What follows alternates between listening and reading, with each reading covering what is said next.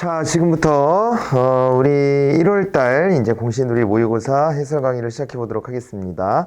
자, 이제 전범위 대상이고요. 이제부터는 어느 부분에, 어느 파트에 내가 약점을 갖고 있는가, 이런 것들을 잘 좀 체크하시는 게 더 중요합니다. 그러니까 뭐 항상 말씀드리지만 일희일비 하는 건 별로 중요하지 않아요. 그러니까 이게 그때 시험 성적이 내가 기대한 것보다 높다 낮다 이런 걸 가지고 너무 거기에 연연해 하시기보다는 어느 파트가 내가 약하구나 이런 것들을 좀 체크해내는 거, 그렇게 해서 점점 빌드업해 나가는 겁니다. 그래서 그런 용도로 잘 좀 활용하시면 좋겠고요. 자, 이제 1번부터 보시면은 리더십 이론과 관련해서 보기의 내용을 제시한 학자가 누구냐 이렇게 되어 있어요. 리더십의 효율성은 상황에 의존한다고 전제한다. 그러면 이제 상황론자가 되잖아요. 그럼 우리가 이제 배웠던 상황론자 대표적인 사람들 피들러라든가 아니면은 또 이제 허쉬하고 블렌차드라든가 아니면 하우스라든가 이런 학자들이 있잖아요. 그런 학자들을 먼저 딱 떠올려 보시고 그러고서 이제 접근을 해보는데, 리더의 행동을 인간 중심적 리더십과 과업 중심적 리더십으로 나왔다. 이거는요, 우리 행태론을 연구했던 학자들서부터 있었던 일이에요. 그죠? 그러니까 이제 행태론을 연구를 시작했을 때 처음에 이제 아이오와 대학의 연구에서는 1차원론이었습니다. 그냥 저 리더가 민주형이냐 아니면은 또 되게 건의형이냐 방임해놨냐 뭐 이런 것만 봤다가 그 다음부터는 2차원적 연구로 넘어와서 과업지향이냐 아니면은 관계지향이냐 이거로 이제 전환이 됐거든요. 행태론 연구 때부터. 근데 거기다가 상황론자들은 여기다가 상황이라고 하는 것을 하나 더 끼우는 거예요. 상황이라는 것을. 그렇게 해서 3차원적 리더십이 되는 거거든요. 이 이론 자체가. 그렇게 됩니다. 그래서 여기 보면 3차원 이런 모형을 제시했다 이렇게 나와 있죠. 그래서 이제 대표적인 학자 이제 허쉬하고 블렌차드다 이렇게 보셔야 됩니다. 그러니까 이게 여기에서 왜 하우스는 아니고 피들러도 아니냐, 뭐 요건 힌트는 이제 여러분들 여기 보시면 3차원 모형을 제시했다라고 하는 거 있잖아요. 허쉬와 블렌차드의 3차원적 리더십 이론 이렇게 얘기하잖아요. 그러니까 이거를 가장 체계화한 거고요. 3차원적 리더십 이론을 체계화했고 부하의 리더십을 중심으로 해가지고 연구했던 이 두 학자를 기억해 놓으시고요. 그런데 피들러는 왜 안 되냐? 피들러 같은 경우는 상황 호의성이라는 걸로 접근했잖아요. 그렇죠? 상황 호의성으로 접근을 해가지고 이제 과업지향이냐 관계지향이냐 이거보다는, 그죠? 그쪽으로 가서 과연 그럼 그때 상황이라는 게 어떤 거냐 이런 걸 나누고, 그리고 이제 부하와의 관계가 좋을 때 어떻게 해야 되고 나쁠 때 어떻게 해야 되고 또 중간일 때 어떻게 해야 되냐 이런 식으로 접근을 한 것이 더 핵심이에요. 물론 피들러도 이런 걸 나눠요. 이런 거 나눠서 이를테면 관계가 아주 좋거나 관계가 안 좋으면 그때는, 그러니까 이제 부하가 잘 따라오거나 뭐 그러지 못하거나 뭐 이런 상황도 있을 거 아니에요. 이제 그럴 때 그러니까 상황 호의성이라는 게 상관과 부하의 관계가 이제 대표적이고요. 그거 말고도 업무의 특성이라는 것도 하나 들어갔고 피들러가 봤을 때, 그죠? 그리고 이제 또 하나가 어떤 거냐면은요, 이 저 직위에 대해서 얼마나 복종하느냐 뭐 그런 걸 하나를 더 봤습니다. 그러니까 요걸 가지고 종합적으로 봤을 때 상황이 좋으면 이제 좋으면 과업장, 나빠도 과업장. 나빠도 할 수 없는 거야. 이제 나쁜 상황에서 상황이 안 좋을 때에도 과업장으로 밀어붙이는 것밖에 방법이 안 된다 이렇게 봤고, 중간적일 땐 관계지향으로 가 이런 얘기를 했어요. 그래서 피들러도 이런 얘기 안 했던 바는 아니나 이 3차원적 모형 요 말에는 딱 부합하는 이론은 아니다 이렇게 이제 보셔야 되는 거예요. 그죠? 그런 게 약간 함정입니다. 나머지는 뭐 별로 볼 거 없고, 블레이크하고 머튼 같은 경우는 이제 이 관리망 모형 그래가지고 행태 이론이죠. 행태 이론 2차원적 이제 리더십 이론이라 봐야 되고, 그런데 그들도 요걸로 나누거든. 요걸로 나누니까 그것도 함정이에요. 다. 그죠? 그렇게 되고, 하우스도 상황론이거든요. 근데 하우스는 경로 목표 이론이라고 하는 그 이론을 제시를 했죠. 그래서 다 저거랑 무관하진 않은데, 그런데 이제 이 세부적인 것에서 어떻게 잘 골라내는가 이거를 이제 물어본 문제라고 생각하시면 되겠습니다. 아시겠죠? 이것이 예전에 군무원 시험에서 나왔던 거를 좀 이제 변형한 거예요. 그렇게 낸 거라 실제로 이렇게 출제된 바가 있었던 겁니다. 그러니까 뭐 제가 출제하면서 뭐 이런 식으로 냈냐 이러시는 문제가 아니고 실제 그렇게 또 출제가 된 바도 있으니 이 디테일한 부분도 잘 좀 챙겨 놓으시면 좋지 않겠나 이렇게 보여집니다. 자, 그 다음에 2번 문제로 한번 가보죠. 다음의 내용이 설명하는 실험의 종류가 뭐냐 이렇게 되어 있어요. 우리가 이제 실험이다 그러면은 어디서 봤냐면은 정책평가론에서 봤단 말이에요. 그죠? 정책평가론에서 실험이라고 하는 방법, 거기 진실험과 준실험 이거를 받고, 근데 사회과학 연구를 하다 보니까 비실험 방법도 많이 쓰더라 해서 비실험까지도 같이 붙여서 이야기를 이렇게 했었습니다. 그죠? 그랬는데 여기 보니까요, 새로운 정책 도입에 따른 정책 효과를 살펴보기 위해서 소규모 대상 집단을 선정하여 정책을 집행해 본다 이렇게 되어 있어요. 지방자치 활성화를 통해서 구현 가능하다 이렇게 하니까 이것은 우리가 기존에 알고 있었던 진실험, 준실험 이런 걸 나누자는 건 아닌 것 같고, 그죠?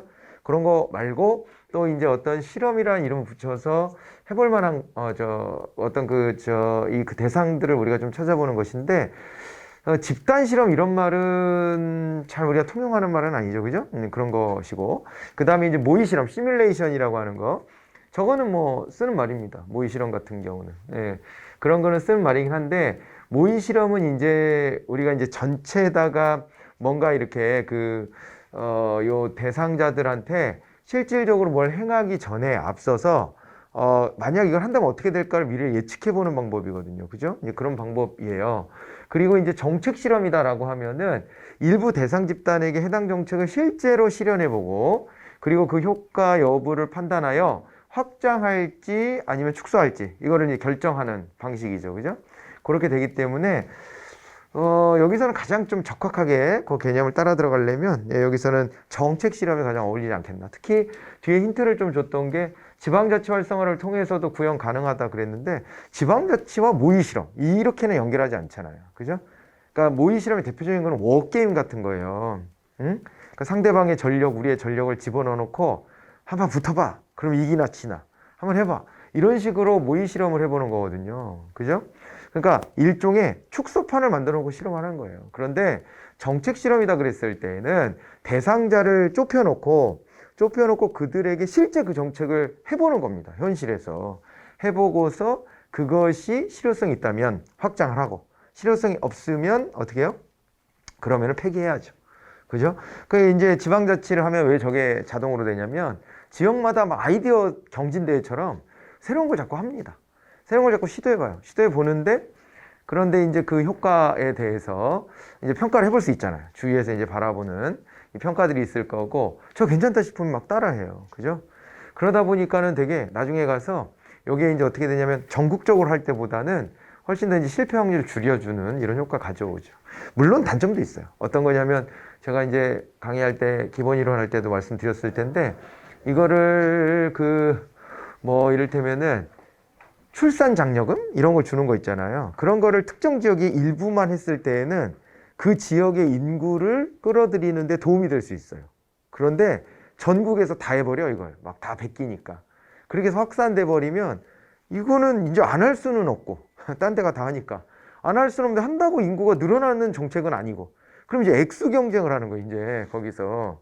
액수를 어디가 더 주냐, 뭐 이런 경쟁을 하는데, 그러면 이거는 그죠. 실효성은 잃어버리고 쓸데없이 이제 재정적인 지원을 해주는 꼴이 되죠. 지역 입장에서는. 근데 이런 거는 차라리 전국 단위로 국가가 뭐 이를테면은 출산장려금을 뭐 1조 준다든가 이런 식으로 하는 게 낫죠. 결과적으로 보면. 그런데 그 지역에서 이제 하다 보니까 그런 경쟁이 붙어서 그렇게 되는 거거든요. 그래서 이제 그럼 부작용도 좀 있긴 한 겁니다. 뭐 지역에서 무슨 축제를 하면은 자기네 동네는 뭐가 없으면 좀 허전하니까 안 될 것 같은데 축제를 강행하고 돈을 낭비하고 이런 경우들도 있고, 사실은 그런 단점도 있지만은 일부 지역에서 먼저 하고 확장시킬 수 있다는 점에서는 큰 장점이 될 수 있죠. 그죠? 네, 그런 점에서 정책 실험이라고 보시면 됩니다. 자, 책임 운영 기관에 대해서도 우리가 또 자주 출제되는 주제이기 때문에 이거는 잘 봐둬야 되겠습니다.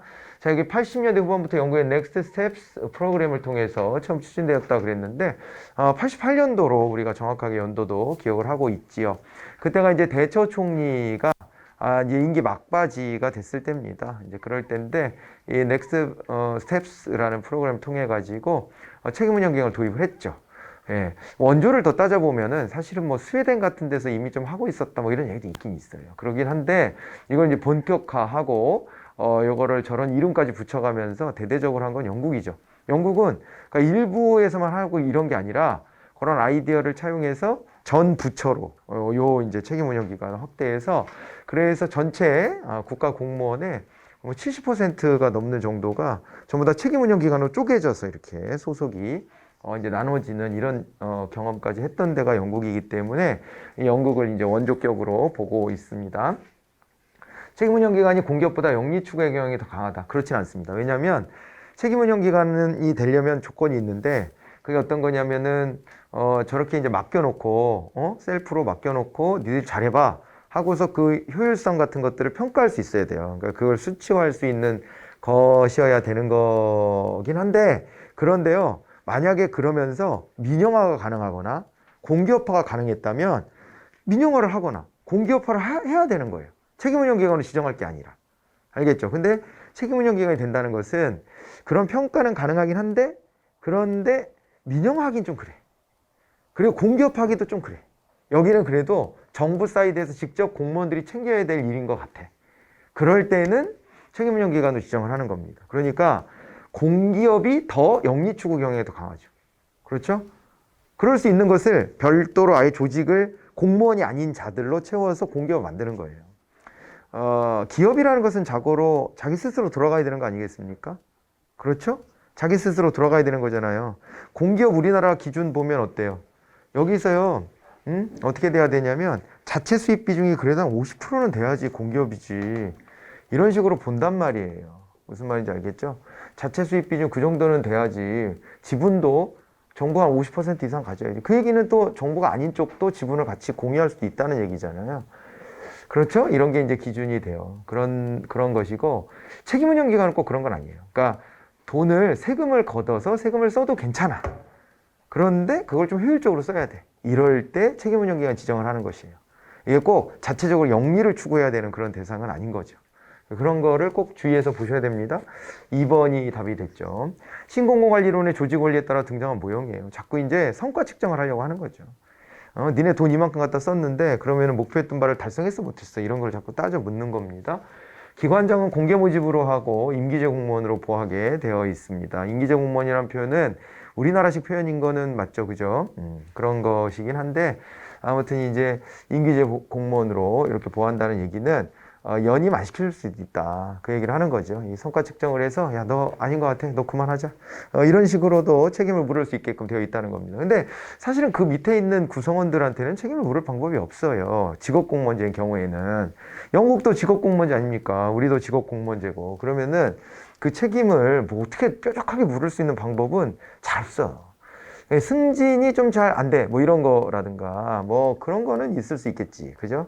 그러지만은 뭐 자를 수 있는 것도 아니고 말이에요. 그러니까 평생 나는 여기서 그냥 이렇게 안락하게 살 거예요 라고 작정하고 있는 사람한테는 뭔 수단이 방법이 잘 없어요. 직업공무원제에서는.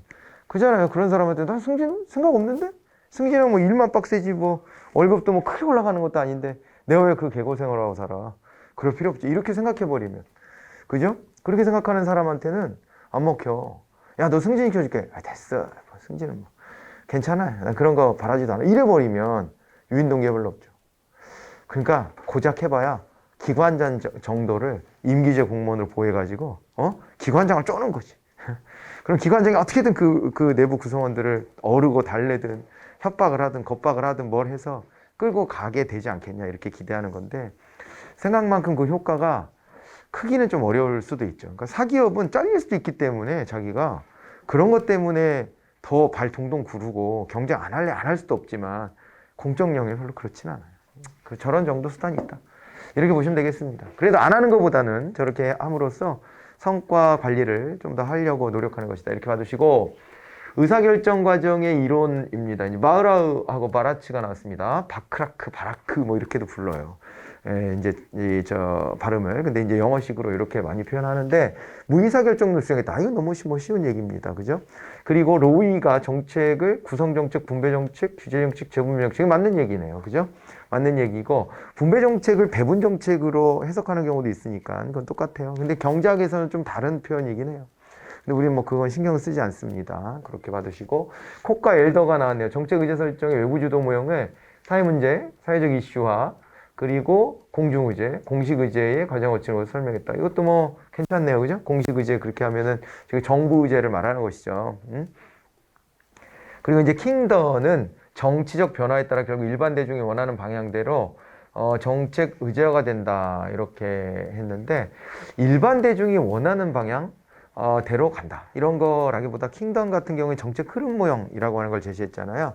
그러니까 쓰레기통 모형을 응용해서 이제 의제 설정 이론으로 끌고 들어온 게 이제 바로 킹덤이 되는데 세 가지 흐름을 얘기를 했단 말이에요. 그죠?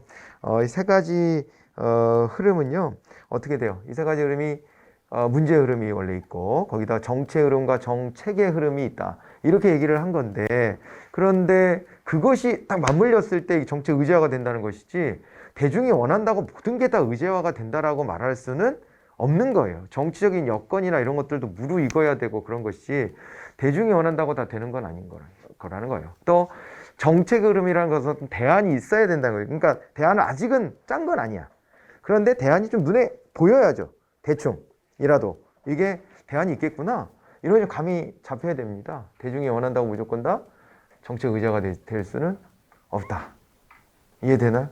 대중이 원하는 것 중에 정책 의제화 되기가 쉽지 않은 게 이런 거잖아요. 국회의원 3선 제안해 주세요. 그게 꼭 필요한가?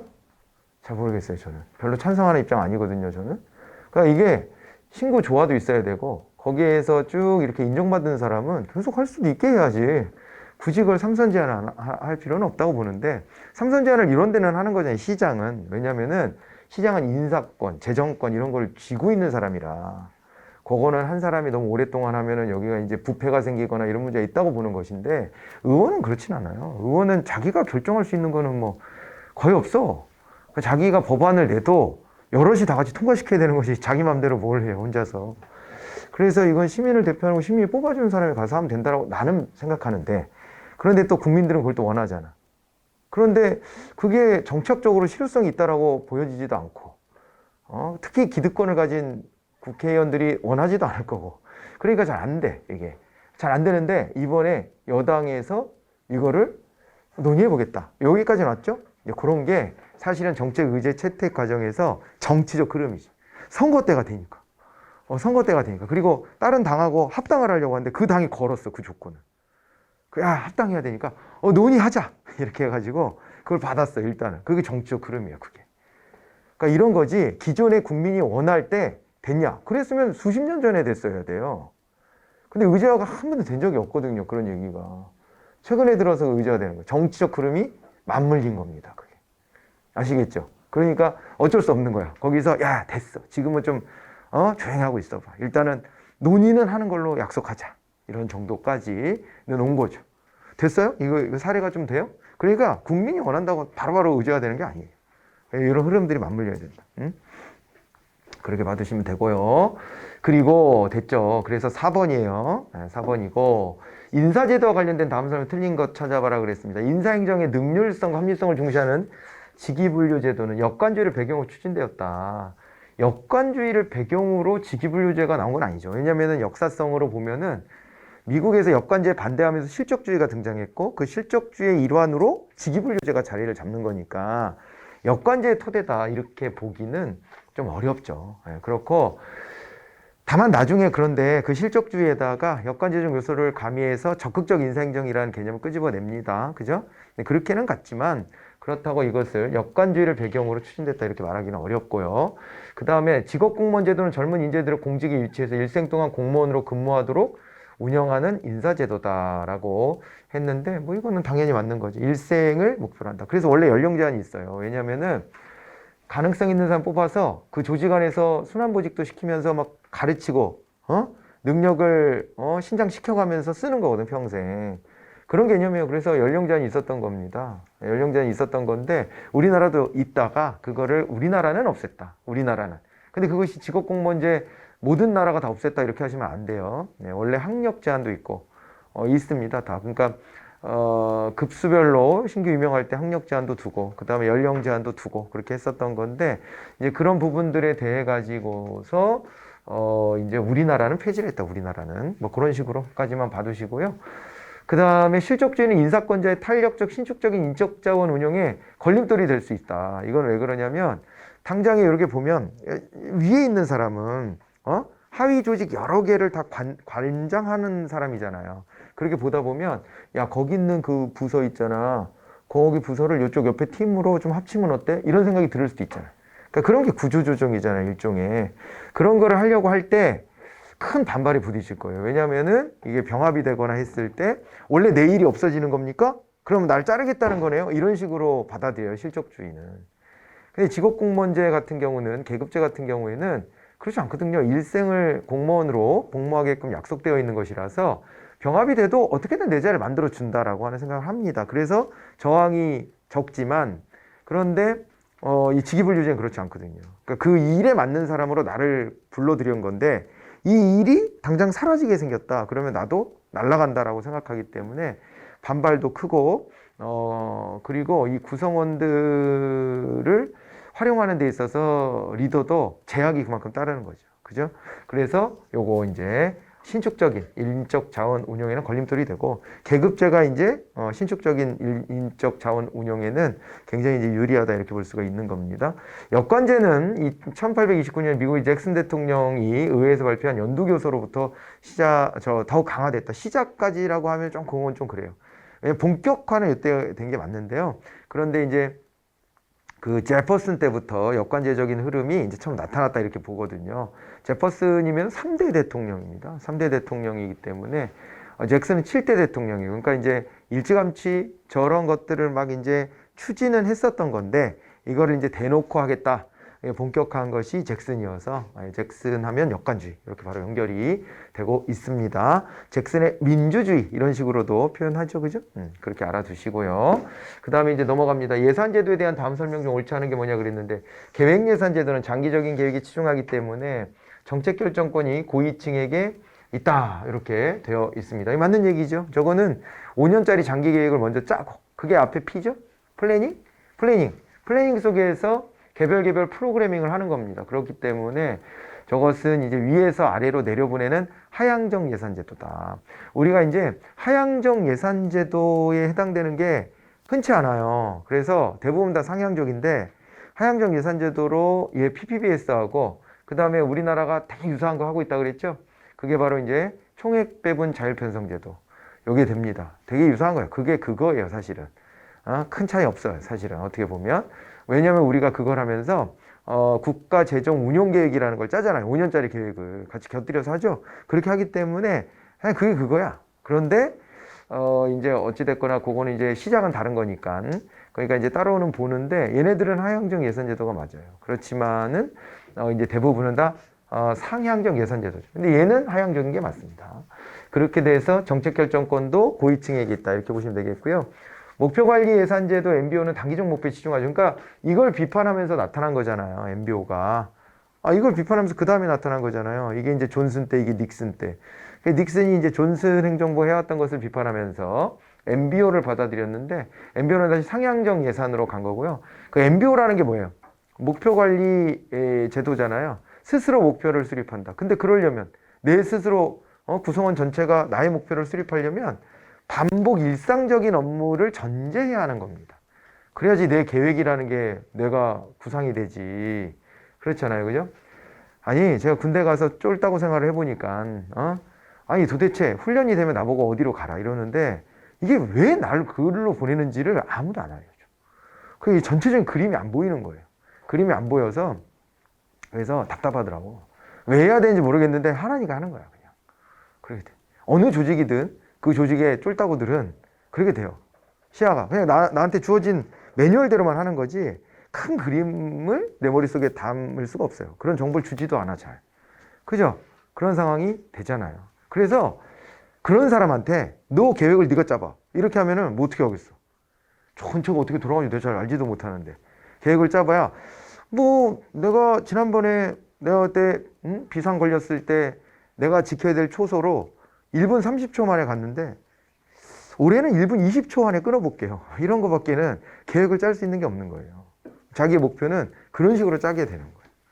이해돼요? 그거밖에 안 되는 거예요. MBO라는 거는 시야가 되게 좁아질 수밖에 없어요. 그죠? 상향적 예산제도. 그래서 단기적 목표에 머무르는 거지 장기적으로 뭐 이걸 어떻게 뒤바꿔야 됩니다. 이런 얘기를 할 수 있는 상황이 안 되죠. 네.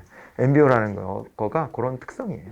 그래서 어떤 조직에 MBO가 어울리는지 이런 것들도 좀 생각을 해봐야 되는 겁니다.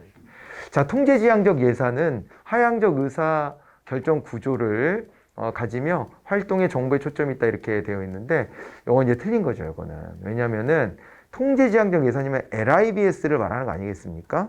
우리가 통제지향 그거는 시크라는 학자가 세 가지 얘기했잖아요. 그죠? 통제지향 그리고 그 다음에 이 관리지향 그리고 이제 계획지향 이렇게 세 가지를 한 거 아닙니까? 각각 LIBS, PBS, PPBS 그죠? 이걸 가지고 그렇게 이제 별칭으로 붙였는데 그러다 보니까 통제지향 예산이다 그러면요 둘러보지 마시고 통제지향이 뭐지? 이러시면 안 돼.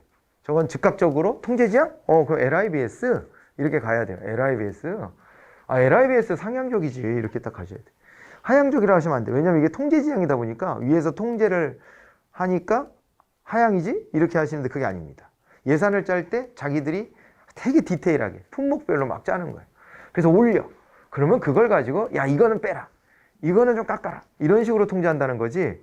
위에서 다 결정해서 밑에다가 던져주면서 통제하는 이런 개념이 아니에요. 그래서 이거는 헷갈리시면 안 돼. 이름만 딱 놓고 보면 야 통제? 통제?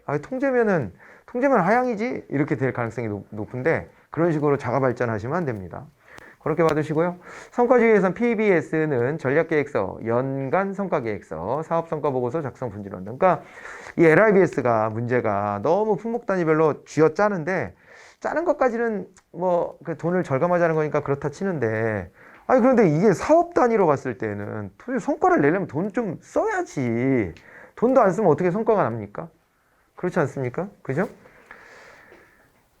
대기업 같은 데는요, 돈 벌기 쉬워요, 사실은. 돈이 많아서. 돈이 많으면 신사업을 하더라도, 검토를 해서 거기다가 물량 공세를 해주거든. 그러면 성공 확률이 높아집니다. 아무래도. 그렇지 않아요? 근데 돈이 없이 쪼들리면서 막 벤처, 이런 데 막, 돈 없이 막 이렇게 하려고 하다 보면 잘 안 돼. 그죠? 잘 안 돼. 그래서 그런 사람들은 보통 하다 버티다가 나중에 자본력을 가진 사람한테 지분 다 넘겨주고, 그리고 이제 재주만 부리다가, 그러다가 이제 뭐 기업이 아주 큰 성공을 거둬도 큰 자기 재민을 못 보거나 이렇게 되는 경우도 많죠. 그렇게 돼요. 그러니까 이게 규모가 좀 있어야지, 이게 성과를 쉽게 가져오더라.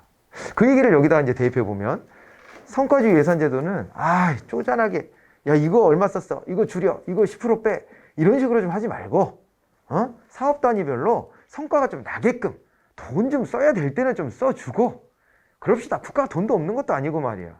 국가는 돈이 없는 것도 아니잖아. 개별 기업처럼 벤처기업처럼 이런 게 아니잖아요. 그러니까 얼마를 걷어서 어디다 쓰겠다 이것만 잘 세우면 되는 건데 왜 무조건 돈을 쥐어짜서 못 쓰게만 하려고 하냐. 이 비판에서 PBS가 나왔습니다. 그래서 이렇게 성과관리 중심으로 갔다 라고 받으시면 되겠고요. 우리나라 예산심의 과정이 나왔네요. 헌법상 우리나라 국회에서 예산심의 기간 90일이다 그랬는데요.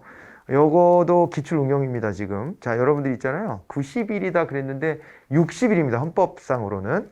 왜냐하면 헌법에 보면은 뭐라고 되어 있냐면 이렇게 되어 있거든요. 그 90일 전까지 의회로 국회로 예산안을 제출하게끔 돼 있고 30일 전까지 확정해줘라 이렇게 돼 있으니까 거기서만 놓고 보면 60일간의 기간이 있는 거예요. 그런데 이제 실제로는 국가재정법에서 90일 전에 내는 거는 우리가 헌법이니까 지켜야 되는데 90일 전에 내되 120일 전까지 내라 이렇게 한 거예요. 그러죠? 그래서 실제로는 120일 전까지 내서 30일 전까지 통과된다 이렇게 되면 국회 심의기간이 90일로 늘어난 겁니다. 현실에서는 그렇긴 한데 헌법만 놓고 보면 60일인 거예요. 90일이 아니라. 그래서 그거를 우리 헌법상이라고 말을 붙였으니까 잘 구분해서 봐두셔야 됩니다. 예결위가 있죠. 이 안에 가보면 예산결산특별위원회가 있는데 소관상임위원회에서 일단은 예비심사를 합니다. 그래서 거기서 논의돼서 올라온 것을 가지고 종합적으로 예결위에서 다루는 거예요. 그죠? 그래갖고 요거는 예결위는 소관상임위원회에서 삭감한 예산금액을 증액하거나 세비물 설치할 수도 있어요. 그런데 그런 걸 하려면 예비심사했던 상임위하고 논의를 해야 됩니다. 무슨 말인지 알겠죠? 그러니까 요거 있잖아요. 삭감은 뭐 앞 단계에서 올라온 것을 무시하고 삭감하는 거 칼질하는 거는 맘대로 해도 됩니다. 그러지만은 줄였던 걸 늘리거나 아니면은 뭐 아예 없었던 걸 새로 설치하거나 이럴 때는 앞 단계하고 논의를 해야 돼. 반드시. 알겠죠?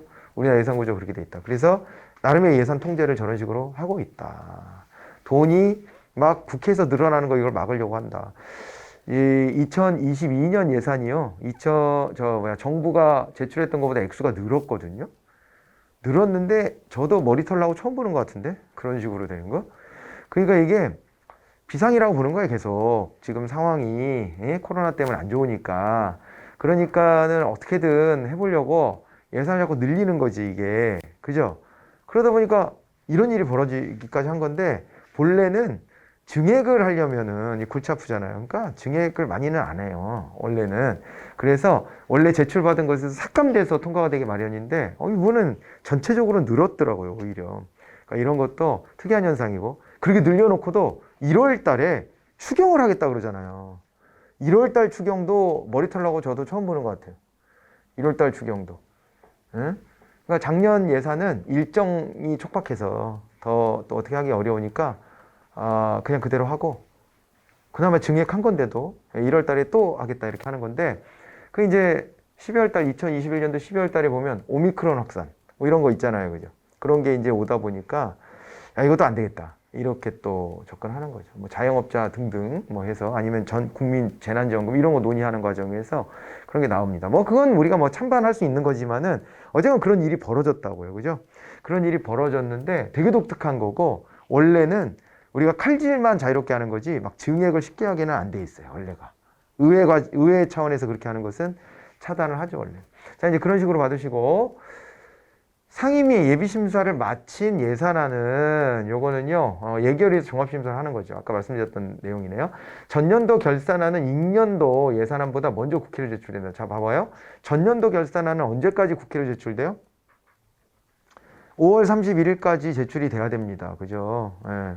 5월 30일까지 제출돼야 되고 그리고 예산안 내년도 예산안은 뭐 9월 1일, 2일 요때까지 이제 넘어가는 거잖아요. 그러니까는 당연히 여기에 전년도 결산안이 먼저 국회로 제출되는 게 맞습니다. 그래서 내년도 예산안이 올라오기 전까지 어떻게 해야 돼요? 결산 심사를 마치는 거죠. 아니, 국회에서도 일을 두 개로 이렇게 하긴 어려우니까 먼저 결산 심사, 전년도 결산 심사를 합니다. 그게 8월 31일까지 끝나면 내년도 예산안이 바로 와요. 바로 와. 그러면 이제 그때부터 그거 가지고 씨름하는 겁니다.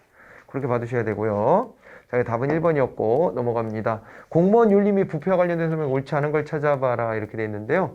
공직자윤리법에 의해서 1급 이상의 일반직 국가 및 지방 공무원은 재산을 등록 공개하고 있다. 공개까지 가는 겁니다. 1급 이상은. 그러니까 등록 당연하고요. 공개까지 가는 거 1급 이상이면. 그리고 이제 4급 이상이다 그랬을 때는 등록만 하는 걸로 이렇게 받으시면 돼요. 그죠? 그렇게 되고 공공기관의 사무처리에 관하여 국민감사 청구제를 이제 시행하고 있다. 국민감사 청구제도가 있습니다. 저것은 이제 부패방지 및 국민권익위 설치 및 운영에 관한 법률상으로 보면 요것은 이제 국민권익이나 감사원 같은 데다가 이제 국민감사 청구를 할 수 있게끔 되어 있습니다. 자, 그리고 그 다음에 이제 또 여기 부패 행위를 신고한 사람에 대한 내부고발자 보호제도가 시행되고 있다. 그렇습니다. 내부고발자를 공익제보자 이렇게도 얘기를 하는데 확장해서 근데 이제 내부고발자 같은 경우에는 안에서 여러 가지 불이익을 받을 수 있잖아요. 그래서 신분보장을 해줘야 돼요. 신분보장. 즉 내부고발했다는 이유로 조직에서 밀려나거나 잘려나거나 그래서는 안 됩니다. 그게 하나가 있고요. 또 하나가 구분해서 봐야 되는 게 신변보호도 있어요. 그게 저 법에 나와요. 신변보호는 어떤 거냐면 물리적인 린치를 당할 가능성도 있습니다. 왜냐하면 내부에서 해먹던 놈들이 이판사판 공사판 되는 거거든. 내가 이러는 거를 알렸네? 나 걸렸네? 그럼 이판사판이지 이제 뭐 그잖아. 인생 막장으로 가는 건데 이제. 그러니까는 물리적인 협박, 겁박 이런 걸 할 수도 있잖아요. 그래서 신변보호도 하게끔 되어 있어요. 신분보장뿐만 아니라. 그런 식의 보호 조치가 있긴 한데 그리고 익명으로 이제 처리하거든요, 일처리를. 근데 그것도 주의하셔야 돼요. 익명으로 처리하되 고발하는 사람은 자기 실명으로 하는 거예요. 그런데 그걸 안 알려주는 거지. 누가 했다는 것을 숨기는 겁니다. 그런 거지. 그냥 어디 가서 투서 그냥 남기듯이 종이 한 장 뭐 괴문서처럼 이렇게 하면은 공식적으로는 그건 일처리 대상이 아니에요. 이해되죠? 그렇게 가는 건데요. 근데 다 알아. 누가 했는지 사실은 내부에 가보면 웬만히 알아. 쟤 아니야? 뭐 이러다가 서로 막 확인하는 과정들이 있어요. 이렇게. 그러다가 의심에 이렇게 돼서 완전 정확하진 않아도 데려가라. 그래서 이게 두려운 겁니다. 두려워서 잘 못하는 건데 그래도 최대한 법으로는 보호해 주려고 노력을 하고 있다. 자, 법관 및 검사에 대해서는 공직자윤리법 부패방지 국민권익위원회 설치 운영하는 법률이 아닌 대법원 규칙이 적용된다 그랬는데 이건 틀린 얘기죠. 왜 틀린 얘기냐면 아니 대법원 규칙이 아니라 이거 다 적용이 돼요. 이 법에서 공직자의 범위에 다 포함이 되거든요. 이들이 포함이 되는데 대법원 규칙으로 법관에 대해서 또 다른 통제의 규정을 둘 수는 있거든요. 그러기는 한데 검사는 왜 여기에 들어갑니까? 소속이 아예 달라요. 알고 있죠? 그러니까 우리가 이제 과거에 사법시험, 지금은 이제 변호사 자격시험으로 대체가 됐지만, 그죠? 사법시험을 보고 나면 그 다음에 어떻게 되냐면 그 사법시험을 보고 합격한 사람들 대상으로 사법연수원, 일산에 있죠? 사법연수원으로 데려와갖고 2년간 연수를 해요. 교육을 해. 전문가로 이제 키워내는 거예요, 국가가. 그래서 이제 연수를 하는데, 연수를 하면서 최종적으로는 그 안에서 법관으로 임용될 사람, 검사로 임용될 사람을 또 뽑아가는 겁니다. 그 안에서. 지금은 이제 사법시험 없어졌지만 변호사 시험에 붙은 사람을 대상으로 그렇게 하는 거예요. 유사한 겁니다. 다만 이제 사법시험 대신에 로스쿨 졸업을 하고 변호사 시험을 보게끔 되어 있는 것 뿐이지. 달라진 거는. 그렇게 하고, 그 다음에, 과거랑 또 달라진 건 뭐냐면, 법관 임용할 때 꼭 이제, 제한이 있어요. 몇 년간은 법조의 경험이 있어야 돼, 이제. 그러니까 예전처럼 사법연수원에 있는데, 너 법관 하자 이렇게 데려가는 게 아니고, 이제 경험이 있어야 됩니다. 예, 그래서 변호사를 하든 검사를 하든, 아니면 학식이 높은 뭐 교수를 했건 뭐 이런 거 조건들이 좀 있습니다. 그래서 그런 것이 채워진 사람 중에 임명하게 돼 있다. 문호가 조금은 더 넓어졌다. 뭐 이런 거 정도의 차이가 있고, 문호가 그런 면에서 넓어진 거죠. 그죠? 다른 사회 경험한 사람 중에 데려간다. 물론 법조 경력이어야 되긴 하지만 그런 식으로 이제 됐죠. 근데 아무튼 그래서 임명해 갈 때 법관은 법원에서 데리고 가는 거고요. 법원 조직에서. 그죠? 사법부에서 데리고 가는 거고, 검사는 검찰청에서 뽑아가는 거 아닙니까? 그러니까 검찰청은 법무부 소속이죠. 법무부 소속으로. 그러니까 소속이 완전 다른 거잖아요. 알고 있죠? 그 정도는. 네, 다시 한번 혹시라도 그거 놓치고 있는 분이 있을까봐 리마인드 해드렸는데 그런 거는 잘 기억해 놓으셔야 돼요. 그러니까 그렇기 때문에 어때요? 그렇기 때문에 여기는 소속 자체가 다른데 어떻게 검사를 대법원 규칙으로 통제합니까? 그건 말이 안 되는 얘기입니다. 그죠? 그렇게 받으시고, 옳지 않은 거 4번이었습니다. 자, 이건 라이트의 정보와 관계 모형 중에 가장 이상적인 모형이 제시된 거. 이런 거는 되게 추상적인 거, 문제가. 사실은. 이런 걸 여러분들을 테스트해 보려고 제가 이거 내긴 했지만, 저런 거는 좀 애매한 구석도 있습니다. 가장 바람직한 모형으로 제시한 게 뭐냐, 이런 건데, 사실은 이제 놓고 보면은, 이럴 때는 좀 중간적인 거를 선택하는 게 가장 바람직해. 이게. 그리고 이게 보면, 분리권형은요, 이거 지방에 분권하는 탑인데 너무 분권하면은 중앙하고 협력이 안 되잖아요. 저게 꼭 바람직하다라고 보긴 좀 어려워요. 그렇죠? 그러니까 라이트도 거기서 벗어나지 않아요. 중간적인 걸 선택하지 너무 극단적인 걸 선택하진 않아요. 또 하나가 뭐냐면 포괄권형인데 저건 너무 직권적이에요. 너무 직권적이어가지고 포괄권형 같은 경우도 안 됩니다. 저거는 뭐 지방자치하고 너무 거리가 멀지. 그래서 중간에 중첩권형. 요게 되면 각자가 각자 역할을 하면서도 필요한 일은 협력하고 견제도 하고 이렇게 간다라고 보는 거예요. 그 벤다이어그램 그릴 때 이렇게 겹쳐서 그린 거 있잖아요. 세 개를. 그 모델을 가장 바람직하다고 봤다. 이렇게 하셔야 돼요. 그런데 만약에 문제가 이게 어떻게 되냐면은 분권 차원에서 가장 분권화가 크게 이루어지는 건 뭐냐 이런 식으로 물어본다면은 분리권이요. 이렇게 가야 되겠죠. 이상적인 건 항상 중간적이다. 그죠? 뭐든지 과유불급이에요. 사회과학적으로 접근해 보면은 항상 어떤 정책, 어떤 방향도 장점만 있지는 않거든요. 항상 단점도 따라와요. 따라와. 그래서 논쟁이 생기는 거예요, 그게.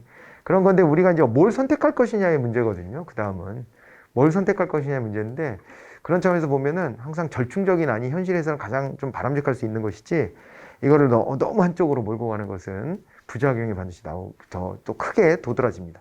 그거의 장점도 크게 나타나겠지만 부작용도 크게 나타나기 때문에 유의해야 되죠. 됐죠? 자, 그 다음에요. 독립변수와 종속변수의 관계의 형태와 그 크기를 정확히 측정해서 독립변수 한 단위 증가했다는 종속변수 변화를 알아본다 그러면은 이거는 이제 회귀 분석이라고 하는 거죠. 그러니까 x 값을 조정해 가면서 x 한 단위를 늘렸을 때 y는 어떻게 변해? 이런 식으로 보는 거예요. 제일 헷갈릴 만한 거는 상관분석법. 나머지는 볼 필요도 없고 상관분석법이라는 건데 비슷한 거 아닙니까? 이럴 수 있는데 비슷하긴 해요. 근데 상관성이 있다는 것은 개연성 정도로 보는 거예요. 근데 회귀 분석은요, 정확히 얘가 원인이어서 이 결과가 나왔다를 보는 거예요. 훨씬 더 과학적인 거죠. 그러니까 상관 분석은 뭐 까마귀 날자 배 떨어진다 수준이야, 그냥.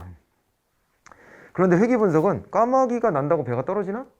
배가 떨어진 이유를 직접적인 원인과 결과의 관계로 세부적으로 과학적으로 판단해 보는 겁니다. 그런 것이기 때문에 이 상관 분석보다는 여기서 회귀 분석으로 가셔야 되는 거예요.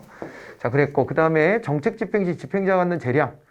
그렇죠. 이 정책 집행의 재량에 대해서는 특히 이제 우리 일선 관료제 이론 같은 거 이런 것들이 아주 대표적입니다만은 정책 집행 시 이해 관련자를 참여시키기 위한 재량 이런 게 나왔어요. 그리고 추상적인 정책 내용을 구체화하는 재량이 나왔고 돌발 상황에 대처하는 재량 이런 것들이 나왔습니다. 광범위한 예외를 인정하는 재량 그랬는데 여러분들의 이제 감각이 매우 중요한 거예요. 그죠? 감각이 매우 중요한데 정책 집행 시 이해 관련자를 참여시킨다? 그냥 당사자를 불러다가 당사자들을 불러다 놓고 일종의 조정 같은 거 공식적 조정이 아니더라도 그죠? 서로 설득을 하고 이해를 시키고 이해를 구하고 이런 과정이 있을 수는 있잖아요. 그죠? 그리고 실제적으로 이들이 뭐를 얘기하고자 하는 건지 이런 것들을 또 이제 알아볼 수도 있고 그런 거잖아요. 그리고 추상적인 정책 내용 구체화하는 건 당연히 일선 관료가 해야 될 일이에요. 그러니까 일선 관료가 아닌 사람은 어때요? 구체적인 내용을 잘 모릅니다. 그냥 추상적으로만 방향만 제시해 줄 뿐이지 세부적인 그 상황들은 항상 언제나 다 제각각 다른 모습으로 나타나서 오거든요. 그렇게 되기 때문에 그걸 구체화하는 건 일선 관리가 당연히 해야 되고 또 돌발 상황들이 있을 거 아니에요. 그럴 때 어떻게 대처해야 되느냐 이런 거예요. 전에 예로 들어 드렸던 그런 거 있잖아요. 경찰관이 왜 그죠? 저 경찰들이 그저 층간소음 문제로 출동했다가 뭐 큰 사고가 있었잖아요. 경찰이 있는 앞에서 그죠? 윗집 사람이 흉기를 들고 와서 아랫집 사람 찌르는 일이 있었는데 찌르니까 막 그 현장을 이탈해 가지고 오히려 가족들이 그 흉기 찌른 사람을 제압하고 이런 일이 벌어져서 난리가 났는데 이제 그런 게 일종의 돌발 상황이거든요. 매뉴얼대로만 상황이 나타나지 않아요. 당연히 경찰이 있는데 흉기를 갖고 와서 옆에 있는 사람 찌른다? 이게 상상이 됩니까? 보통 사람은 그죠? 경찰이 있으면 하던 행동도 멈추겠지. 그런데 그 사람은 제정상이 아닌 거지 지금. 경찰을 옆에 두고도 그렇게 한다는 거는. 그런데 그런 일이 벌어져. 이거를 어떻게 미리 다 정해놓습니까? 이런 상황들을. 그건 돌발 변수예요. 돌발 변수. 그럴 때 어떻게 해야 되느냐 이런 거예요. 그죠?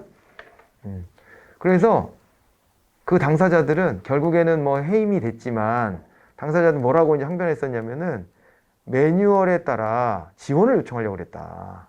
뭐 이런 식으로 이제 얘기를 했습니다만은 그거는 누가 봐도 그 상황에 대해서 어떻게 대처해야 되는가에 대한 판단이 또 필요한 거거든요. 근데 아무리 그래도 현장을 이탈하는 것은 아니지 않느냐. 이렇게 돼가지고 결국 해임을 피할 수가 없었던 거죠. 그죠? 그래서 그건 일선 관료한테 요구되는 상황이에요. 돌발 상황에서 네가 어떻게 대처할래? 이거는 그 제대로 대처하는 걸 요구하지 돌발 상황에 대해서는 재량을 안 준다. 이렇게 할 수는 없는 거죠. 당연한 겁니다. 그런데 여기는 광범위에서 틀려요. 광범위하면 안 되지. 재량은 그 룰을 지키는 속에서. 그죠? 아까 말했던 이런 것들. 구체화하는 과정에서의 예외가 있는 것이지 저걸 갖다가 그냥 있잖아요. 광범위하게 그냥 네 멋대로 해라. 이렇게 하기는 어렵죠. 물론 모델 중에는 나카무라 스모르드에서도 고지협재관, 나중에 이제 관료적 기업가형 이런 것까지 가면 거기서는 뭐 추상적인 목표나 구체적인 목표나 전부 다 일선에 있는 관료들이 하고 그런 식의 모델이 되잖아요. 그렇기는 한데 그것도 좀 극단적이지 않습니까? 극단적인 모형일 뿐이지 현실에서 그렇게 다 집행자가 다 하고 결정자는 뒤에서 그냥 가만히 있다가 무슨 이거를 우리가 하는데 이런 수단이 필요하니까 이 수단을 좀 얻어다 주셔. 그러면 이거 될 것 같은데 안 될 것 같은데 이런 정도만 개입한다? 이게 현실에서는 쉽지 않은 얘기예요. 쉽지 않은 얘기입니다.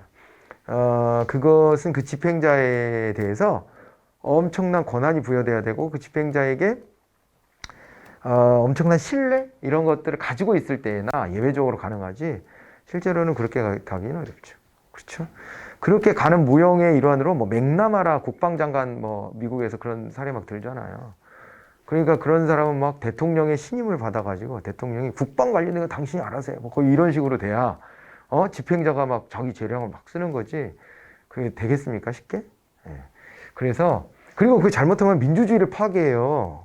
그잖아요. 의사결정자가 결정권 하나 뺏겨버리는 건데 그럼 국민의 대표가 그죠? 개입을 못하는 상황이거든요. 그게 뭐 바람직한가? 그렇게 보기 또 어렵습니다. 그래서 광범위한 예외다. 이거는 걸러내셔야 돼. 알겠죠? 조금은 추상적으로 느껴졌겠지만 요 문제 자체가 그렇게 찾아내셔야 되고요. 정부와 행정에 대한 설명 옳지 않은 걸 찾아라 그랬는데 행정과 경영은 이제 능률성을 추구하는 관리 기술이고 관료제적 성격이 있고 협동 행위도 해야 되고 이런 점에서 뭐 공통점이 있어요. 그런데 목적이 좀 다르죠. 사익이냐 공익이냐. 법적 규제 정도도 다르고요. 정치 권력적이냐 아니냐도 다르고 평등을 지향할 거냐 말 거냐도 다릅니다. 그죠? 예. 얼마 전에 뉴스 뜬 거 보니까 백화점에서 지금 뭐 VVIP 대접을 받으려면 연간 그 해당 백화점에 2억 이상을 써야 된다는 거예요. 1년에 2억을 써야 된대. 그러니까 그런 사람들은요, 라운지 같은 데도, 이용할 수도 있고, 그 다음에 고객이 원하면 막 졸졸 따라다니면서 쇼핑을 거들어주기도 하고 막 그러나 봐요. 그러나 봐. 그래서 그거에 들기 위해서 또 그들의 세계가 있대. 들기 위해서, 더 써야 되는데 막 이러고 경쟁하고 그런다는 거예요. 다른 나라 사람들 같죠? 예, 근데 이제 아무튼 그걸 통해서 우리가 얻을 수 있는 것은 경영에서는 일부러 그런 사람들을 자극해서 더 매출을 올리고자 그런 사람들을 별도로 대우해 주는 거잖아요. 그래서 이제 그런 거에서 보면 평등성에서는 어긋나 있는 거죠. 그죠? 그런데 정부는 오히려 사회적 약자에 대해서 더 먼저 신경 써야 된다. 그런 점에서 평등성 보셔야 되고 독자성, 권한 및 영향 범위 등에서 차이가 존재한다. 뭐 그렇겠죠. 보수주의 정부는 기회평등을 강조하고 진보주의 정부는 결과의 평등을 강조하죠. 그렇죠? 이게 이제 보수 세력은요, 평등도 중요하다라고 말은 해. 똑같이. 그렇지만은 평등을 어디까지만 보냐면은 기회균등보장까지만 얘기하는 거예요. 이해가 되죠? 예, 그렇기 때문에 사실은 뭐 여가부, 뭐 여성 문제, 남성 문제 이런 거 얘기할 때도 보수 세력이 접근하는 방식과 진보 세력이 접근하는 방식이 다르잖아요. 다른 거예요. 그러니까 보수는 그 뒤는 잘 생각 안 해요. 일단은 기회만 똑같이 보장해주면 되지. 왜 그 이유를 얘기하냐. 그거는 그 자의적인 판단이 개입되는 거 아니냐. 왜 자꾸 여자가 더 차별받는다고 말하냐. 우리는 차별한 적 없다. 이런 식으로 하면서 기회균등 보장까지만 해라. 라고 주장하는 거고요. 그래서 그러다 보니까 여가부 폐지 이런 얘기들이 여기서 더 많이 나오는 거고. 근데 이제 진보주의 정부는 자꾸 그거를 저울에다 재보려고 하는 거예요. 결과적으로 그러면 이게 결과적으로 같아졌나? 이런 까지 보는 거지. 그래서 기회균등보장이 당연하고, 그건 당연한 전제 조건이고, 그 이후에 결과가 나온 것도 균등하냐, 여기까지 재보려고 하는 거야. 그러다 보니까 여기서는 아리까리 한 거야. 옛날에는 남자가 훨씬 더 많은 대우를 받았으니까. 그러니까 그거를 이제 여자 쪽을 올리기 위해서 노력을 해야 되는데, 올라왔나? 아닌가? 이거 판단하기는 되게 어렵잖아요. 이걸 정량하기가 힘들잖아. 그러니까 이제 진보 쪽은 여기에서 보면은 그런 요구에 대해서 어버버 하는 거예요. 그러니까, 아직 아닌 것 같은데? 근데 그렇다고 주장하는 사람도 있는데, 여자가 이제 많이 올라왔으니까 이제 남자가 역차별 받는다고 주장하는 것도 있는데, 어떻게 해야 되지? 뭐 이렇게. 그죠? 왜냐면 그걸 정확한 수치로 재기가 어려우니까. 따지기 어렵고, 국민들도 각자가 다 자기 주관대로 받아들이고 있으니까. 그러니까는 이 결과의 평등까지 고민하면 고민의 깊이가 훨씬 깊어지는 거지. 근데 여기까지만 주장하는 사람들은 그 이유를 하지 말라는 거예요. 기회만 균등하게 주면 되지. 뭐가 문제야? 이래버리니까 심플하지. 평등을 바라보는 개념이. 자, 그거를 가지고 이렇게 이해하시면 될 것 같고요. 현대행정의 특징으로는 행정 수요가 복잡해지고 다양해졌죠. 그리고 이제 정치와 행정이 일원화된다. 이것도 잘 보셔야 돼요. 그러니까 정치와 행정을 떼어놓고 보는 것을 초기 행정학에서 막 했지만 안 떼어지더라. 야, 그게 되냐. 정치와 행정이 하나의 일련의 과정으로 되어 있고, 그 다음에 또 공익을 추구한다는 점에서도 공통점이 있기 때문에 떼어지지가 않는다. 이게 이제 결론이에요. 그렇고, 그 다음에 이제 사회 변동에 대한 적극적인 대응도 매우 필요하고 그렇게 됩니다. 그래서 예전보다 훨씬 어렵다, 행정이. 전문화도 요구되고. 그 틈에서 행정부의 힘이 세진 거예요. 나름. 그죠? 저런 요구들 때문에. 그런데 아까도 말씀드렸지만 너무 여기가 세지고 의회가 쪼그라들면 이건 민주주의에 반하는 결과가 될 수도 있어요. 그래서 이제 거기에 조율을 어떻게 하느냐가 관건이죠. 자, 그리고 그 다음에 자유방임 사상가들은 정부의 역할을 국방, 공공, 토목사, 환경규제 등의 최소한의 분야로 한정한다. 여러 개 열거하다 보니까 하나가 불순물이 끼어 있죠. 그죠? 자유방임 사상가들, 옛날 그 방임 사상가들 말하는 거잖아요. 그때는 워낙 절대왕정이 개입을 너무 많이 하니까 개인의 자유를 다 억압하니까 자유를 얻기 위해서라도 일치단결해서 국가의 힘을 약화시키려고 노력했죠. 그죠?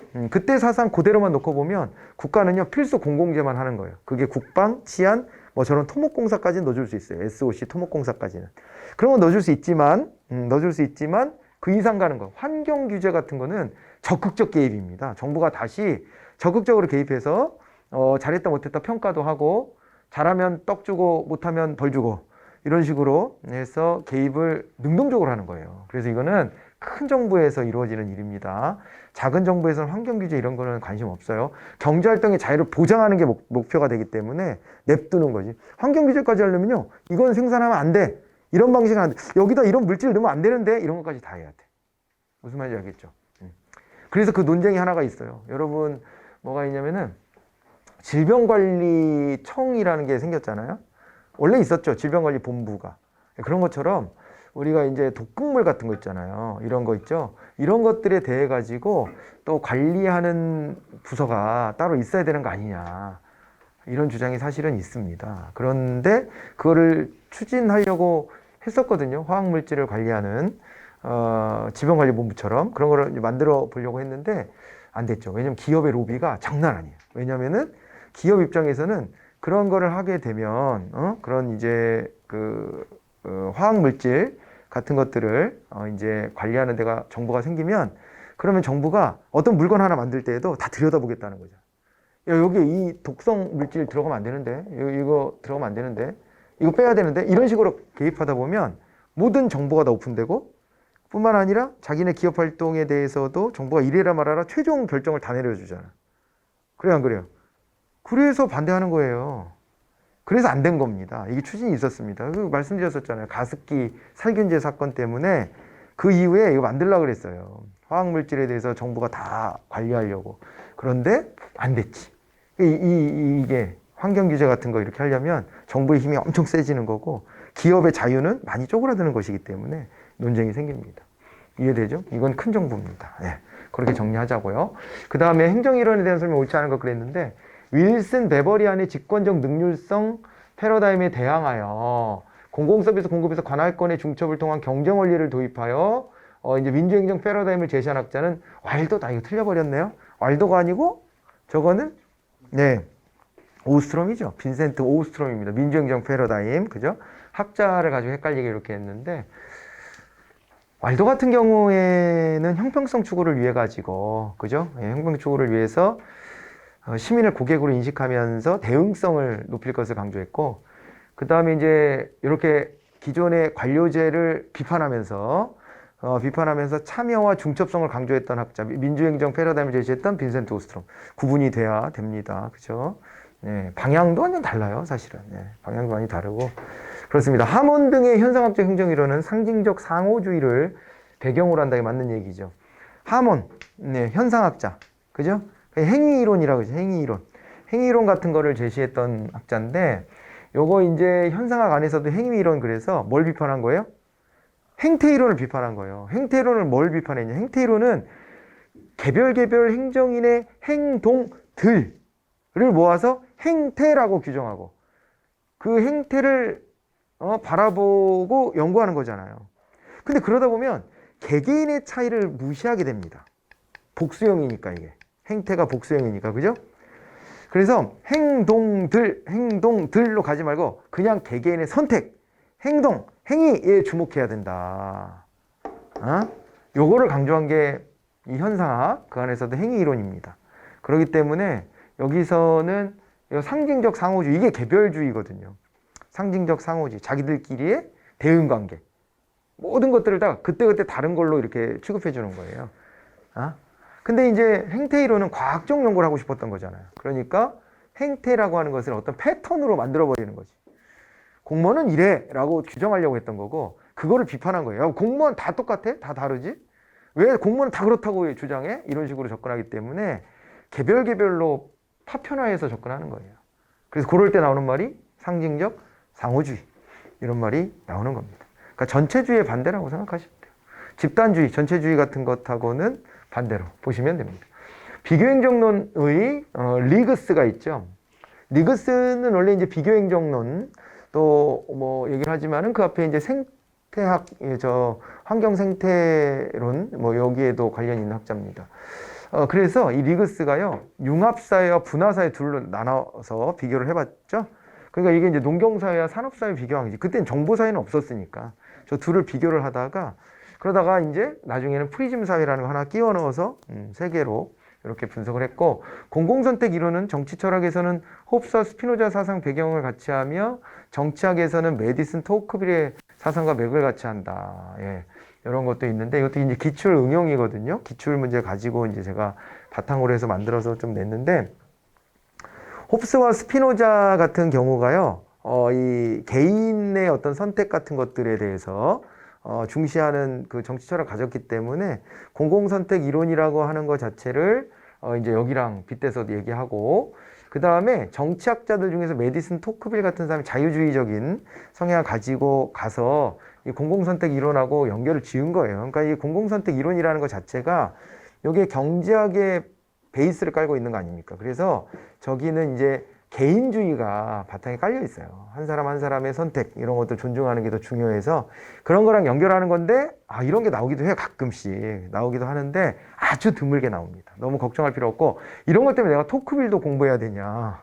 그렇지는 않습니다. 전혀 그렇지 않으니까 그냥 스치듯 지나가시면 됩니다. 해설에서 왜 그런지를 설명드렸으니까 그거 받으시고, 동기 이론에 관한 설명 옳지 않은 거 그랬어요. 매슬로우는 하위 욕구가 충족되면 상위 욕구가 순차적으로 유발되죠. 생안사 존자. 근데 이게 생존의 욕구가, 생리적 욕구가 채워지면 갑자기 자아실현 욕구가 탁 튀어나와. 이렇게 돼야 안 돼요. 안 돼. 반드시 단계야. 반드시 단계. 계단식으로. 그래서 이제 1번은 맞는 얘기고요.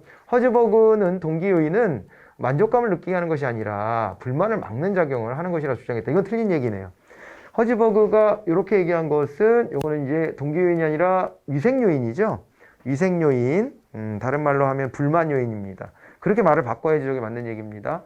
그래서 그거는 불만만, 그거를 해소해줘도 불만만 없어지지 만족하는 건 아니다. 동기 요인이 만족 요인인데, 이 만족 요인은 별도로 또 충족을 시켜줘야 된다, 이렇게 봤던 겁니다. 아지리스는 조직 목표와 개인 목표가 일치하는 조직이 건강한 조직이라고 했죠. 아지리스는 미성숙, 성숙 이론이잖아요. 근데 거기에서 이런 걸 얘기해. 조직은 그 구성원들을 성숙시켜야 되고, 그 구성원들도 거기서 성숙도가 올라가야 된다라는 당위적인 측면의 접근도 해요. 사실은. 그렇게 되는데, 낮은 단계, 높은 단계로 가는 거지. 근데 이제 거기에서, 이제 모순이 생기는 겁니다. 이게 악순환 모형인데, 개인이 들어왔을 때 어버버 했는데, 그 조직에서 성장해 가면서, 성숙해 가면서, 이제 자아실현적인 걸 막 추구하기 시작해. 그러면은, 이 조직에서 나한테 주고 있는 일, 반복적인 일들이 더 이상 나를 발전시키지 않는다고 생각하게 되는 거예요. 그거 되게 중요한 지점이거든요.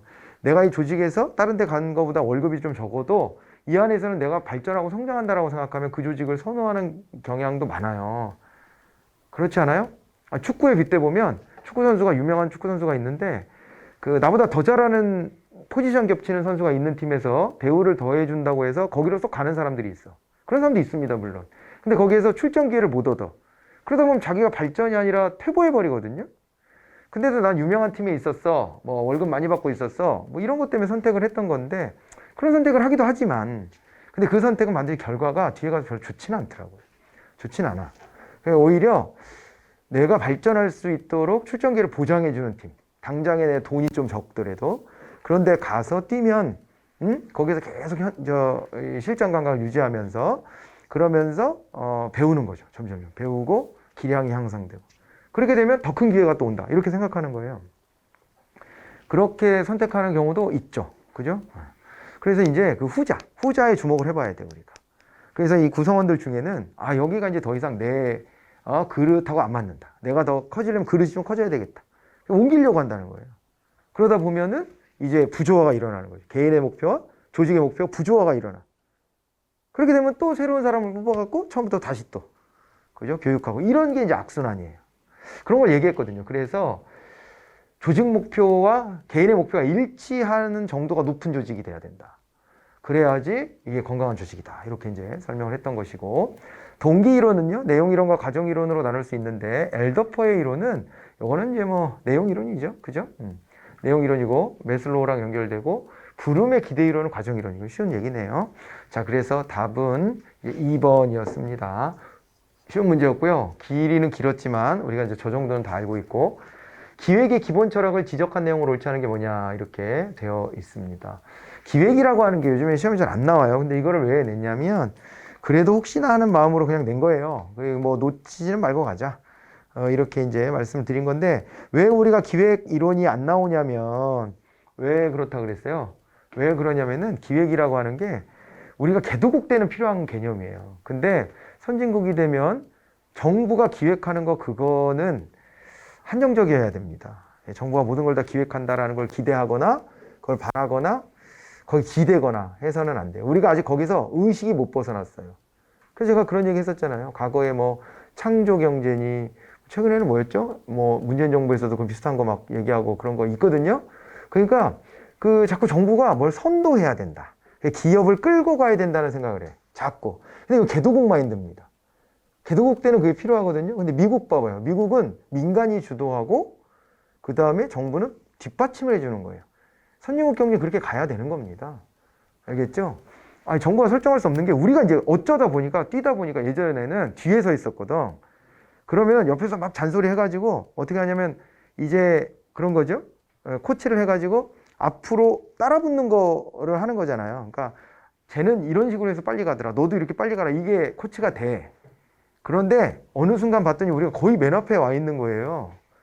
그러면 앞으로 여기에 무슨 일이 벌어질지 모르는데, 그잖아요. 누가 누굴 코치합니까?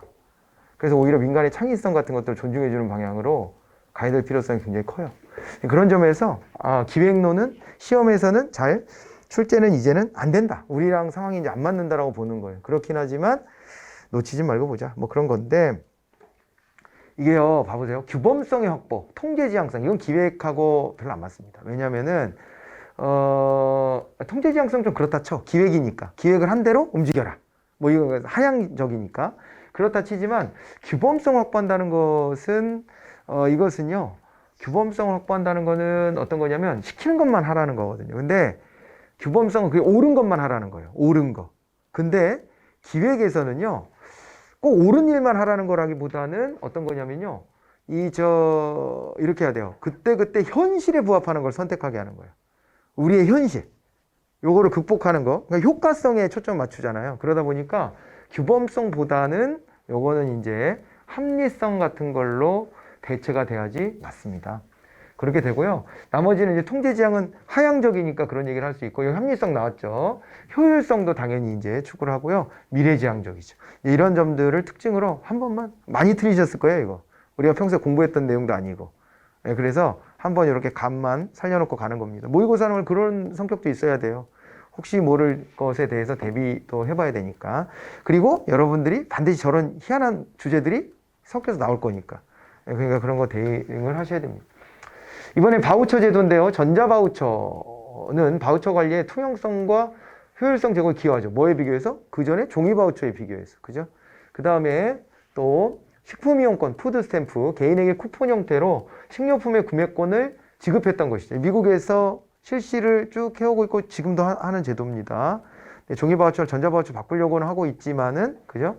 이런 것들이 계속 이어져 오고 있고 대표적인 형태고, 바우처는 구매 대금의 실질 지급 대상에 따라 명시적 바우처와 묵시적 바우처로 구분된다. 그러니까 명시적 바우처는 소비자한테 직접 주는 거고요.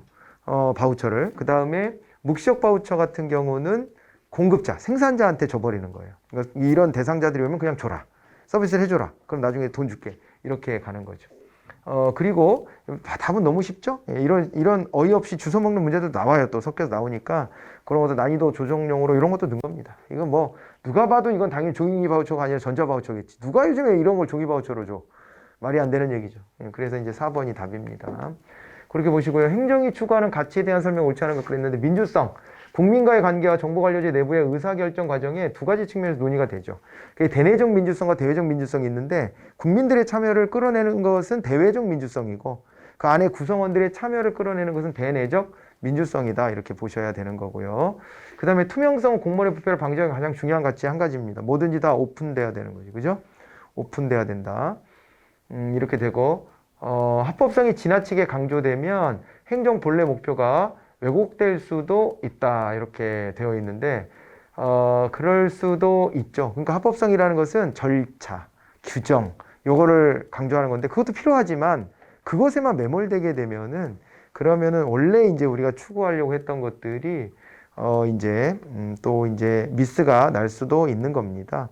예, 그렇고요. 이제 절차적 합리성이라고 하는 게 이제 나왔는데 요거는 이제 사이먼 알잖아요. 우리 사이먼, 허버트 사이먼이 합리성에 대해서 두 가지를 얘기해요. 예, 그게 이제 바로 이 절차적 합리성하고 실질적 합리성이다라고 하는 것 두 가지를 얘기했다. 이렇게 봐두시면은 됩니다. 예, 그렇게 되는데 지금 이제 여기에 나와 있는 거 목표에 비춰 적합한 행동이 선택되는 정도를 실질적 합리성이라고 해요. 합리성이 실제로 그러니까 합리성은 수단의 적합성이잖아요. 그게 잘 이루어졌는지를 보는 것이고 반면에 이제 우리가 여기서 나와 있는 절차적 합리성이다 이렇게 되면은요. 이제 의사결정 같은 것들을 해나갈 때 이것이 얼마나 이성적 판단으로 이루어지고 있냐 이거를 절차적 합리성이라고 구분을 했다라고 봐두시면 됩니다. 그래서 과정의 문제와 결과의 문제이기 때문에 그거에서 이제 힌트를 얻어서 답을 구하시면 돼요. 이것도 이렇게 추가해 놓으시기 바랍니다. 합리성에 대해서 얘기한 것이고요. 다음의 내용과 관련 있는 오류의 유형이 뭐냐 이랬는데 우리 1종 오류, 2종 오류, 3종 오류 이런 게 나왔네요. 도심교통 혼잡의 원인이 잘못된 교통신호체계에 있음에도 불구하고 도심교통 혼잡의 원인을 자가용 증대 문제 때문이라고 잘못 정의하고 이를 해결하려고 한다면 이거는 이제 그 원인 자체를 잘못 찝은 것 아니겠습니까? 그죠? 예, 그렇게 되기 때문에 요거 같은 경우에는 이제 메타 오류라고도 하는 3종 오류로 가야 되겠죠. 그 문제 파악을 잘못한 거예요. 이게 뭐가 문제인지를 잘못 파악하는 오류가 됩니다. 우리 1종 오류다 그랬을 때에는 차민 연가서를 기각하는 오류였어요. 그죠? 그리고 2종 오류는 거짓된 연구가서를 채택하는 오류. 차민 연가설 잠깐만요. 연가설 이 참인데 기각하는 게 1종 오류니까 그러면은 어떻게 되냐면은 기각하고 잘못된 연구가설을 채택한 1종 오류구나. 둘 다 1종 오류가 되고 그다음에 2종 오류는 뭐였냐면은 이제 반대로 가는 거죠. 반대로 가서 이제 얘가 연가설이 거짓인데 거짓된 연가설을 채택하고 그죠? 참인 연구가설을 기각하는 경우입니다. 그렇게 해서 우리가 그 사례랑 같이 곁들여서 얘기했으니까 그거는 그거대로 좀 알아주시면 되겠습니다. 아시겠죠? 네. 그렇게 하고요. 그 다음에 이거는요. 이거는 저기 환원주의 오류는 이렇게 보시면 돼요. 반대되는 말이요. 생태학적 오류라는 말이 있거든요. 그러니까 이거 어떻게 보면 되냐면 이를테면 우리나라 사람 어떤 한 사람의 행동을 보고 그걸 가지고 야 한국인은 다 저래 이렇게 하면 이건 생태학적 오류라 그래. 그런데 거꾸로요. 우리 사회의 특징이라고 규정되는 거 있잖아요. 우리 사회의 특징이라고 규정되는 게 있는데 그렇다고 해서 우리 사회 구성원들이 전부 다 똑같이 그렇게 행동하진 않거든.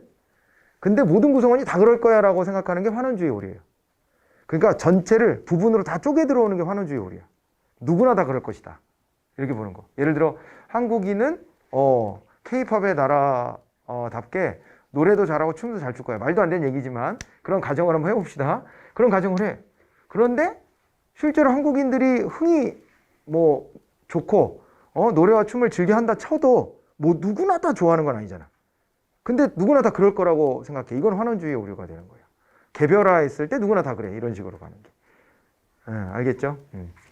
그런데 특정한 한 사람을 딱 보고, 특정한 사람. 얼마 전에도 뉴스에 나왔던 우리 저 국제가수 싸이가 국제가수 거의 원조격 아니에요, 우리나라에?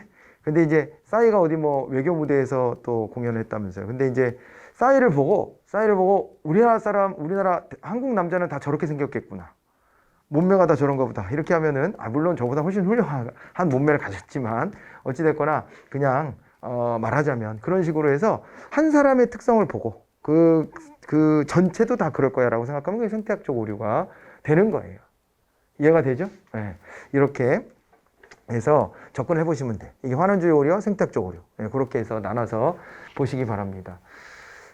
이렇게 보시고 그 다음에 됐죠? 네. 넘어가고요. 비용 편익 분석에 대한 설명 옳지 않은 거가 뭐냐 그랬는데 순현재 가치가 0 기준이죠. 0보다 크면 경제성이 있다. 그리고 편익 비용비는 1이잖아. 이것도 답 주워 먹는 거네요. 네, 2번이 답이 됐습니다. 분수식으로 나타내서 1을 기준으로 본다. 이렇게 보시면 되고. 내부 수익률이 높으면 투자 가치가 있는 사업이에요. 왜냐하면 내부 수익률이 뭐보다 높을 때 필수 수익률보다 높으면 그러면은 이제 그건 채택이 되는 거니까요. 그렇게 보시고 편익 비용 비율은 현재 가치로 환산한 편익 대 비용의 비율이다. 맞는 얘기죠. 2번이 답이었습니다. 마지막 문제 가볼까요? 자, 마지막 문제로 갑니다. 시험의 효용성을 높이기 위해서는 시험의 타당도, 신뢰도, 난이도, 객관도 등의 요건을 갖춰야 되는데 옳지 않은 게 뭐냐 그랬습니다. 타당도, 시험 시기, 장소 등 여건에 따라 점수가 영향을 받지 않는 정도를 의미한다. 이건 타당도라기보다는 신뢰도가 돼야 될 것 같은데요. 그죠? 신뢰도에 대한 얘기고, 시험이 측정 수단으로서 갖는 일관성을 의미하는 것도 신뢰도입니다. 1번, 2번이 다 신뢰도에 대한 얘기고요. 그 다음에 난이도, 시험에 실시하는 목적이 유능한 사람과 무능한 사람을 분별하라는 것이므로 이를 쉽게 분별할 수 있도록 출제돼야 된다라고 하는 거는 맞는 얘기네요. 객관도, 채점이 채점자의 주관적 판단에 따라 좌지우지 되지 않도록 해야 된다. 뭐 이런 겁니다. 우리 시험 같은 경우에는요, 타당도가 그렇게 높다고 평가되는 시험은 잘 없어요. 원래 시험이 그 능력이 있는 사람 다 뽑아줘야 되는데 그러지 않고 자꾸 어떻게 해요?